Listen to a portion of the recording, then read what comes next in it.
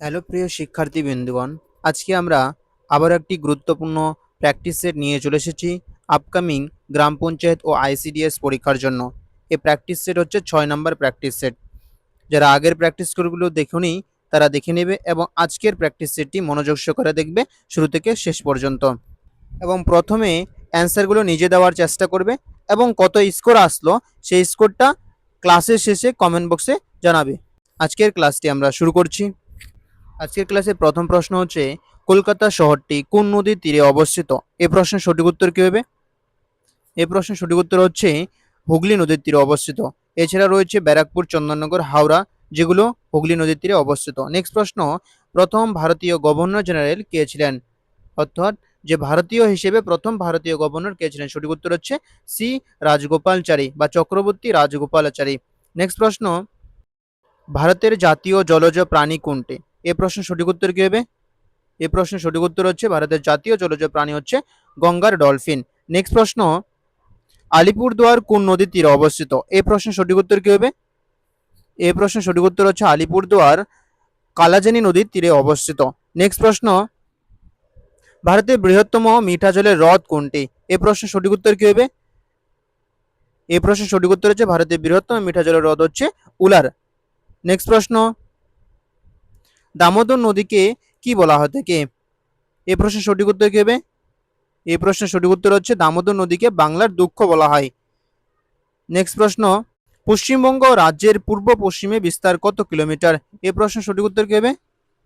এই প্রশ্নের সঠিক উত্তর হচ্ছে 320 কিলোমিটার হচ্ছে পূর্ব পশ্চিমে বিস্তার।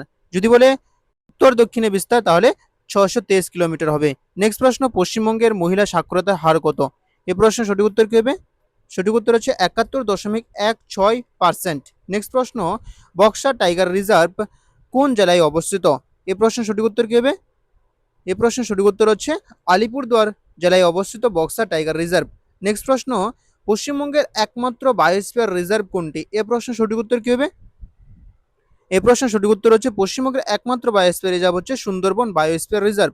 নেক্সট প্রশ্ন, ফিফা ওয়ার্ল্ড কাপ 2026 এর চ্যাম্পিয়ন হয় কোন দেশ? এই প্রশ্নের সঠিক উত্তর কি হবে?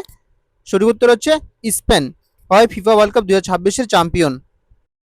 এবং ফিফা ওয়ার্ল্ড কাপ 2026 এ রিলেটেড অনেক প্রশ্ন পরীক্ষায় আসবে, তাই এই সম্পর্কে এ রিলেটেড 60টি এমসিকিউ এই চ্যানেলের মধ্যে করা আছে, সেখানে গিয়ে সম্পূর্ণ ক্লাসটি দেখে নেবে, কারণ এখান থেকে প্রশ্ন 100% আসবেই ফিফা ওয়ার্ল্ড কাপ 2026 সম্পর্কে, তাই ক্লাসটিকে দেখে নেবে। নেক্সট প্রশ্ন, পশ্চিমবঙ্গে ওয়ার্ল্ড হেরিটেজ সাইট কয়টি রয়েছে? এ প্রশ্নের সঠিক উত্তর কি হবে? এ প্রশ্নের সঠিক উত্তর হচ্ছে 3টি ওয়ার্ল্ড হেরিটেজ সাইট রয়েছে, সুন্দরবন, দার্জিলিং এর ঘুম স্টেশন ও রয়েছে শান্তিনিকেতন। নেক্সট প্রশ্ন, ভারতের জাতীয় গান কোনটি? এ প্রশ্নের সঠিক উত্তর কি হবে? সঠিক উত্তর হচ্ছে ভারতের জাতীয় গান হচ্ছে বন্দে মাতরম।